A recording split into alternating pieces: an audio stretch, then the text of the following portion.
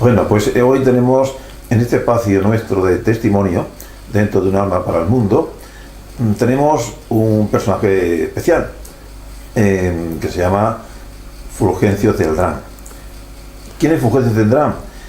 Pues mira, pues ahora no va a hablar él, pero nosotros lo hemos traído aquí, lo hemos invitado porque él tuvo la oportunidad de acompañar durante un tiempo largo al padre Fortea, uno de los mayores exorcistas de España, más importante, en esa sesión de exorcismo, y por tanto tiene una experiencia grande de lo que es hacer exorcismo y las consecuencias y los efectos, etc.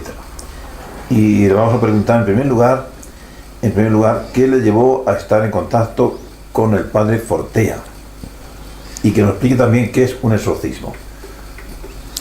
Bueno, en principio el padre Fortea y yo nos conocimos aproximadamente en el año 2000. Él estaba de párroco en la urbanización del Zulema.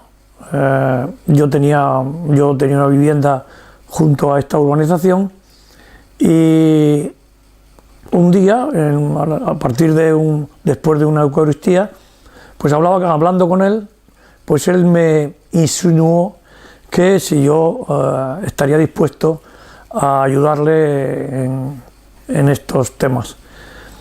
En principio yo estuve un poco reacio, pero bueno, enseguida conecté con él, me pareció una persona entrañable, muy preparada, y entonces yo no dudé en ayudarle. Los exorcismos los hacíamos semanalmente, bien los miércoles por la tarde o los sábados por la mañana, en una cripta que teníamos debajo de Nuestra Señora de Zulema, que era la parroquia que existía o que había o que hay en la urbanización del Zulema. Allí normalmente solamente teníamos acceso, en principio, pues teníamos acceso él y yo, y la persona que venía pues con el demonio dentro. ¿Y el demonio? El demonio también tenía acceso. El demonio también tenía acceso. Normalmente yo con el padre Fortea, que he tenido muchísimo tiempo en compañía de él para dilucidar sobre los temas de los demonios, pues yo llegué a la conclusión de que efectivamente cualquier persona que esté metidas en algunos temas que no son muy, como por ejemplo las ouijas, que es un tema donde el demonio aprovecha las circunstancias para introducirse dentro de las personas, pues a partir del 2000 exactamente, aproximadamente, yo empecé a colaborar con él los sábados, sobre todo los sábados por la mañana. Empezábamos sobre las 9 de la mañana, terminábamos a las 3 de la tarde. El exorcismo se hacía de una manera muy natural. El padre Fortea se dirigía a la persona que teníamos allí, la tumbábamos en una alfombrilla, en una alfombra, frente a un sagrario que teníamos en una cripta que había, y frente a un sagrario la tumbábamos en el suelo, y el padre Fortea pues empezaba normalmente ponía incienso en el habitáculo, y yo particularmente pues me sentaba en un banco pues al lado de la persona que estaba tumbada en el suelo en la alfombrilla. A partir de ese momento el padre Fortea tenía un crucifijo en la mano, siempre cogía el crucifijo y empezaba a orar.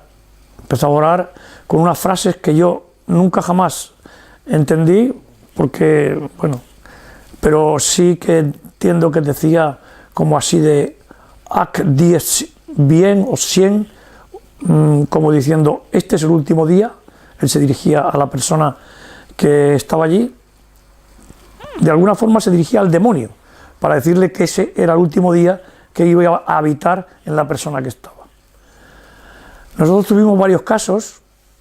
Uno muy importante, que después hablaré de él, era una tal Marta. No es un nombre real, es un nombre ficticio, era una chica que tenía 20 años, estudiaba matemáticas en la Universidad de Madrid, y anteriormente a ella yo asistí a la de un marinero que procedía de Vigo, un marinero que se pasaba mucho tiempo en el mar y vino a nosotros. Anteriormente también estuve con una chica que era enfermera procedida de Burgos, aproximadamente tendría unos 30 años. Anteriormente al chico que vino, al chaval que vino con 15, 16 años, que vino con los padres, como yo era la persona encargada de llevar la página que tenía el obispado asignada al padre Fortea, yo todos los días recibía aproximadamente 100, 150 correos electrónicos. La mayoría eran de Sudamérica, porque en Sudamérica, Venezuela, México, Colombia, existe mucho esta creencia, y entonces nos escribían pues pidiéndonos consejos al padre Fortea.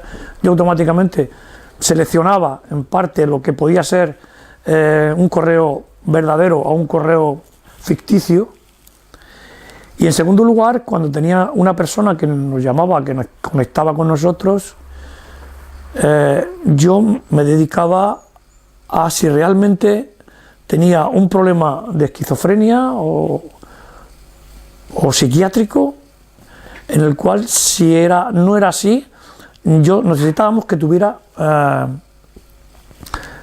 informes médicos. Antes de empezar los exorcismos se les pedía los informes médicos. Si no tenían informes médicos porque no habían ido nunca al psiquiatra, pues entonces el padre Fortea, entrábamos en contacto con ellos y el padre Fortea los recibía. Lo recibíamos en la cripta, como he dicho antes, y a partir de las 9 de la mañana, pues el padre Fortea empezaba con sus oraciones, con su crucifijo, con agua bendita, y no teníamos nada más. Y yo me dedicaba a rezar rosarios. Yo empezaba a rezar rosarios a las 9 de la mañana. Durante la mañana, si él me necesitaba, porque esa persona, o bien al acercarle el crucifijo, o bien al echarle el agua bendita, esta persona que tenía el demonio dentro, que era evidente, intentaba como levitar por encima de la almohadilla. Entonces había que sujetarles, entonces yo tenía que sujetarle porque era la persona que para eso estaba con él, y yo le aguantaba, le sujetaba a la persona. En una ocasión sí que tengo que introducir que una persona que vino muy grande, que pesaba, no sé, medía como 1,90 y debía de pesar 100 y pico kilos, sí que tuvimos que pedir ayuda porque yo solo no podía, y el padre Fortea evidentemente tenía que hacer sus operaciones, sus rezos con su crucifijo y su agua bendita, y entonces bueno, pues tuvimos que sujetarlo y tuvimos que pedir ayuda a 2 o 3 personas. Yo recuerdo en una ocasión, ya entrando en el tema de la chica de Marta, esta chica duró pues aproximadamente empezamos con ella en el 2002 y yo estuve hasta el año 2006, 2007 y no habíamos terminado, no terminamos con ella en 5 años. El caso de Marta duró aproximadamente unos 8 años. Pasó por el padre Fortea otro párroco que había en Galicia, que no recuerdo su nombre, y otro que había, no sé exactamente dónde era, pero que era muy conocido también del padre Fortea, y pasó por 3, al final la derivaron a nosotros, y con ella, con Marta, estuvimos, pues nosotros estuvimos 5 años, yo creo que estuve hasta el año 2006, 2007. Marta era una chica que, una de las anécdotas que tengo, que sí recuerdo muy claramente, el padre Fortea, al empezar los rezos, ponía un aparatito con agua, un recipiente con agua bendita, y un día al acercarse le pegó una patada, se cayó el agua y Marta empezó a dar unos gritos espantosos. Aquello retumbaba porque la cripta era una habitación pequeña con un altar, un sagrario, un crucifijo, y empezó a gritar tanto que incluso hubo gente que pasaba por la calle y se acercó a la puerta, tocar la puerta, porque no sabían aquellos gritos ¿Cuál era la razón? Porque no eran gritos de un ser humano de dolor, no, eran unos quejidos tan terribles. A esa chica, a pesar de que es difícil poderlo entender a la persona que no lo haya visto, esa chica no hablaba en castellano, no hablaba en español. Y durante mucho tiempo yo personalmente traté de... Porque una de las cosas que tengo que decir es que nosotros no dejábamos grabar ninguna sesión. Aquello no sé. Y el único que intentó grabar fui yo, porque se lo pedí al padre Fortea. Le dije, oye, déjame, José Antonio, déjame que grabe, a ver si yo puedo delimitar en qué idioma o en qué habla, porque no sabía si era latín, griego, arameo, no sabía. El padre Fortea tampoco tenía muy claro en qué, pero lo que sí es verdad es que esta chica, durante las sesiones, que duraban aproximadamente 2 horas y media, 3 horas, 4 horas, esa chica era una chica que pesaba posiblemente entre 45 o 50 kilos, no pesaba más, la estatura era mediana, tenía tanta fuerza, superaba, se levantaba del suelo, no sé cómo, yo qué sé, sin apoyos, porque no tenía apoyos. Porque yo, una de las primeras veces que vi aquello, yo intenté, se lo pedí al padre Fortea, digo, a ver si es que ella, aquello, esa chica se levantaba, levitaba, sin saber por qué, y unos gritos terribles. Insultaba, nos escupía.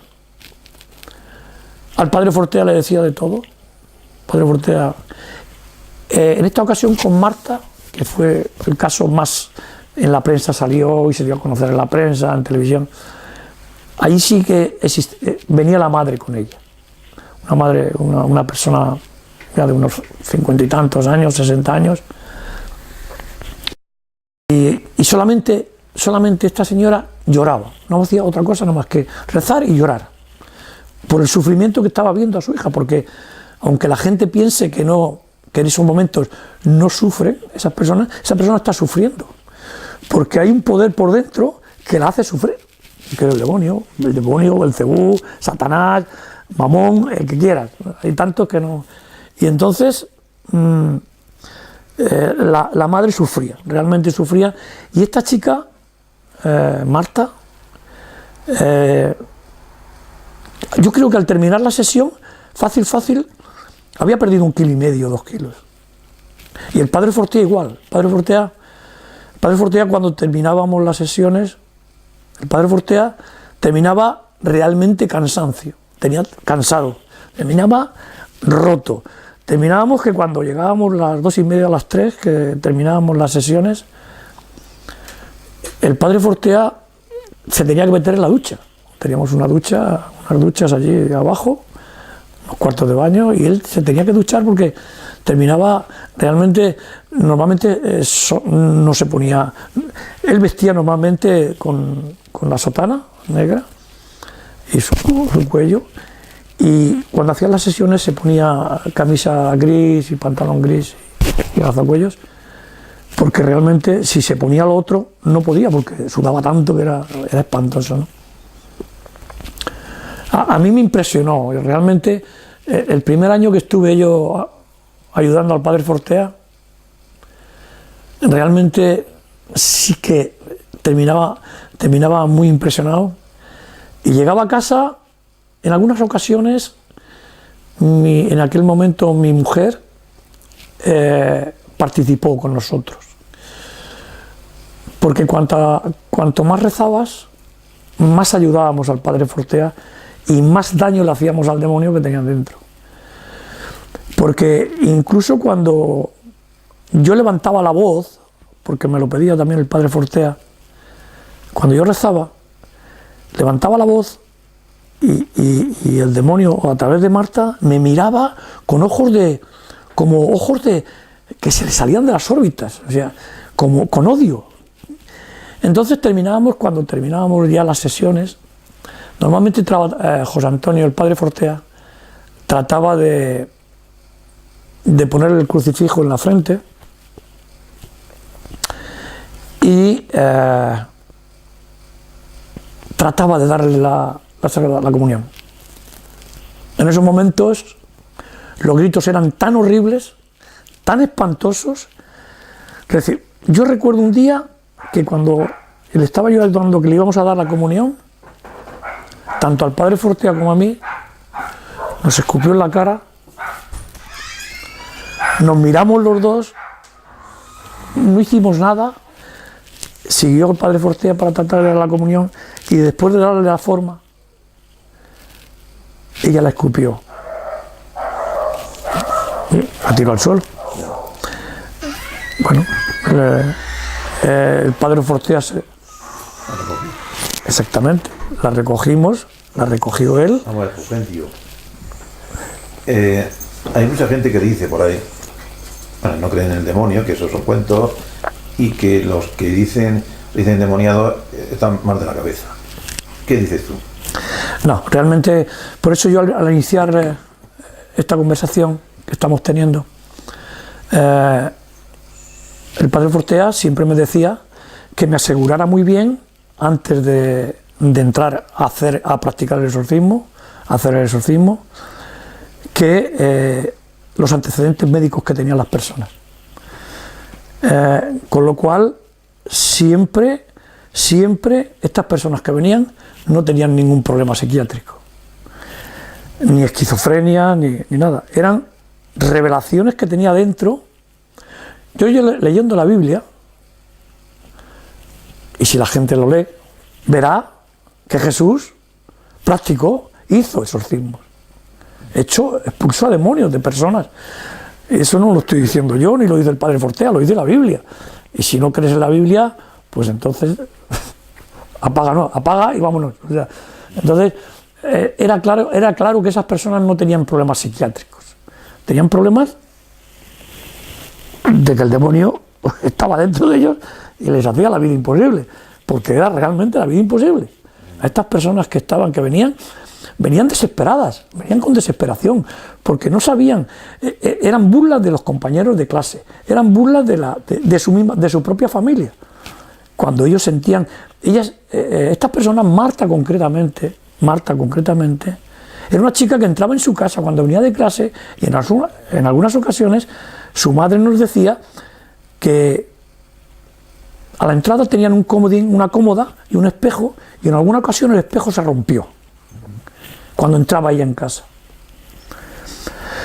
Entonces, realmente algo había dentro de ella que si cuando no estaba en casa ella no ocurría, y cuando entraba ocurría, alguna razón había de que ella producía eso. No ella, porque ella no era, pero lo que tenía dentro sí. Entonces, ante eso, pues mi experiencia durante los años que estuve con él fueron... Otra cuestión. Estamos asistiendo, diríamos, hoy en nuestra sociedad a acciones violentas, violaciones, crímenes tremendos que están ocurriendo, y ¿no crees que todo eso puede estar provocado por el demonio? Te digo, está mal de la cabeza, es que no sé cuánto. Sí, pero y el demonio se mete en esas cabezas y te hace hacer barbaridades, ¿no? Yo que soy creyente, que soy practicante, que he vivido mi vida religiosa, bueno, pues dentro de... Yo sí veo o creo que realmente hay acciones en la vida que no son de personas dementes. Es que algo está ocurriendo dentro de esa persona para que actúe de la forma que actúa. El caso que se está produciendo ahora mismo en... Padres que matan a los hijos. Exactamente. O sea, yo veo que ahora... Porque si tú te pones a pensar, dices, ¿cómo un padre y una madre que ha añorado durante tanto tiempo, por ejemplo la mujer, en ser madre, y que al cabo de los años,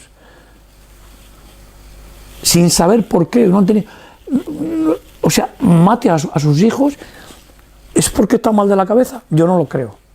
porque después les informes psicológicos, informes psiquiátricos, y resulta que los médicos forenses, los psiquiatras, dicen, pues no, esa persona no tiene, pero no hay una justificación, ellos no justifican, ellos dicen no tienen, pero no dicen por qué. Claro, ¿por qué no lo dicen?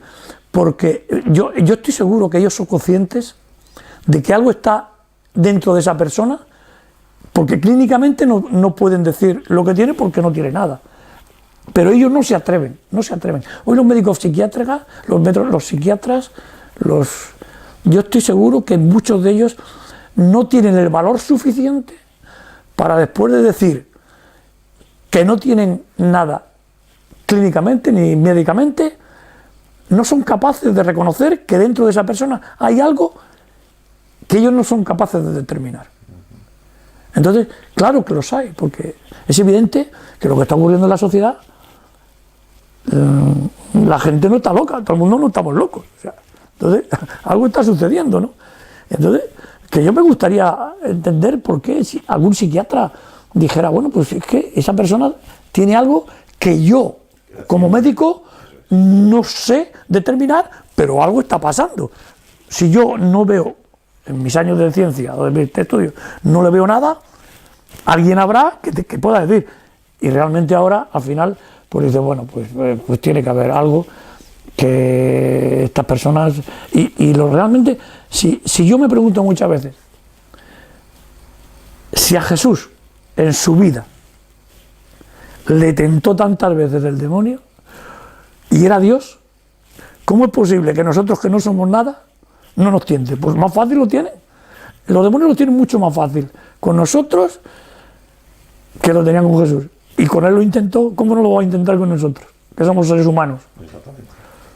Bueno, y vamos a ver, si alguna persona piensa que puede estar influenciada por el demonio, porque hay muchas formas de... El demonio puede tomar posesión, es un modo, posesión de la persona, o puede invadir, o puede influir, etcétera. Si alguna persona que está escuchando, está viendo este vídeo, se siente un poco influenciada, vamos a decir, influenciada por el demonio, ¿qué le recomendaría?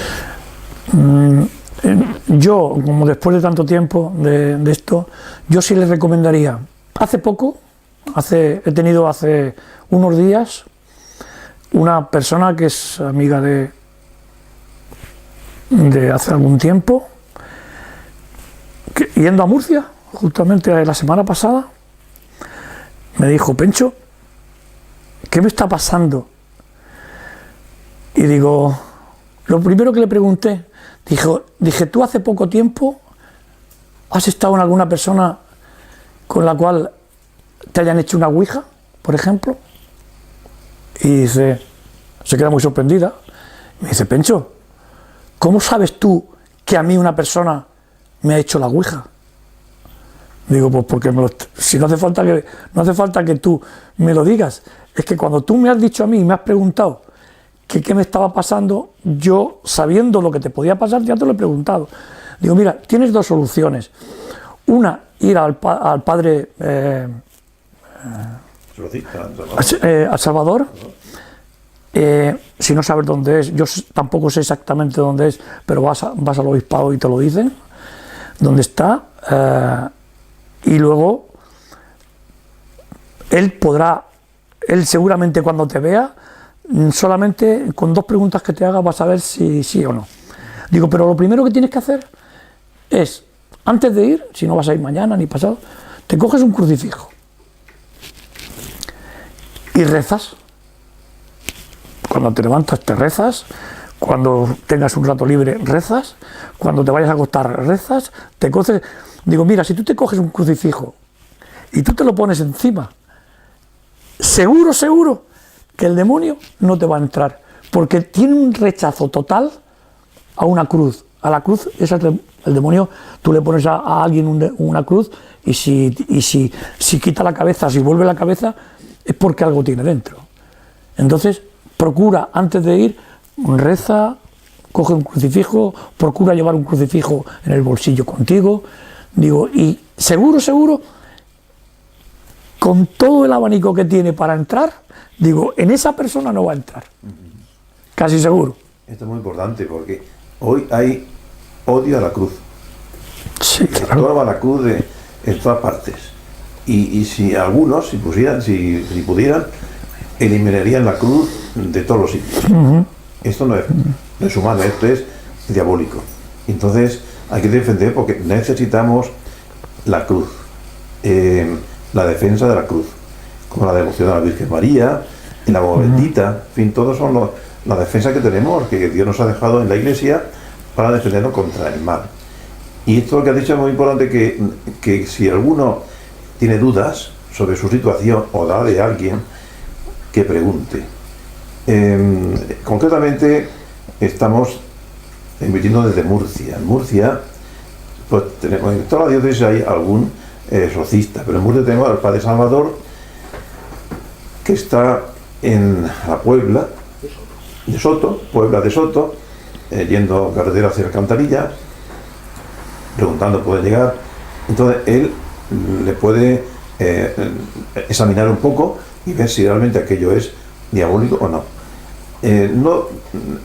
No preguntar a cualquiera, ni siquiera a cualquier sacerdote, porque a veces no estamos preparados para ello. Perdóneme un inciso, Juan. En una de las sesiones nosotros invitamos a un sacerdote. Recuerdo que era de Leganés, es un barrio de Madrid, aproximadamente unos 32 años. Duró con nosotros escasamente 7 minutos. Un sacerdote. Cuando empezó a ver la reacción de Marta concretamente, salió corriendo y nunca más volvió. O sea, el propio sacerdote se asustó y dijo, bueno, pues entonces estoy de acuerdo con usted que si tiene que preguntar algo, hay sacerdotes que no le van a decir ni porque no... Voy a decir un compañero mío que llevó a un chico a Padre Salvador y vio que allí había algo y empezó el exorcismo y de pronto pues aquel chico empezó a levitar, se subió un metro o más y el sacerdote se pasmó vivo y salió corriendo, es decir, se fue asustado de lo que estaba viendo y esto me lo contó a mí. Por eso hay que ir directamente a que tiene el poder dado por Dios para hacer exorcismo y tener mucha confianza. Yo he conocido varios casos de influencia diabólica sí, y hemos rezado. ¿Qué hemos hecho? Pues el agua bendita, rezar el Santo Rosario, hacer oraciones. Hay un ritual de exorcismo. Está el exorcismo, digamos, ya solemne y el exorcismo normal. Y después rezar a San Miguel. San Miguel Arcángel, que es el arcángel que venció al demonio. Entonces hay que rezarle. Antiguamente se rezaba al final de la misa a San Miguel. Después ya se quitó, pero la Iglesia recomienda que se rece a San Miguel. ¿Cómo encuentro yo la oración de San Miguel? Pues bueno, búscalo en Google, San Miguel, ¿no? Y ahí viene la oración. Rézala, cógete agua bendita en tu casa. ¿Cómo consigo el agua bendita? Pues en tu parroquia. Y el Padre Salvador también tiene agua especialmente bendecida para los exorcismos. Así que ánimo, no hay que asustarse, pero sí hay que estar preparados, porque el demonio existe y el demonio no para a hacernos daño y apartarnos de Dios. Bien, don Fulgencio, ¿quiere añadir algo más? Solamente que primero agradecerle esta pequeña entrevista, decir a la gente que realmente existe el demonio, que hay que estar preparado para que no te ocupe. En segundo lugar, yo diría que es muy importante, yo particularmente se lo digo también, yo llevo un crucifijo en mi coche, siempre lo llevo y siempre rezo. Y con eso yo sé que evito de que el demonio pueda influir en mis decisiones y bueno, pocas cosas más que añadir, sino que muy agradecido pues. Bien, vale, pues nada, en vuestras casas tener signos religiosos.